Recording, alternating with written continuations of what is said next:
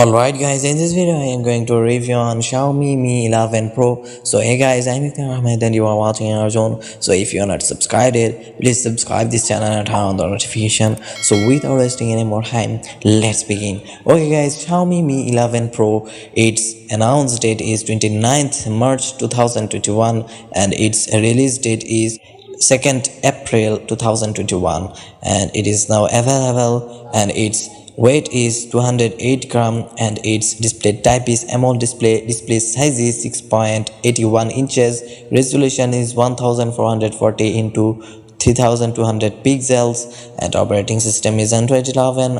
Processor is Qualcomm SM8350 Snapdragon 888 5G and its internal storage is 128 GB and 256 GB. Its RAM is 8 GB and 12 GB and its front camera is 20 megapixel, back camera is 50 megapixel and its battery capacity is 5000 mAh.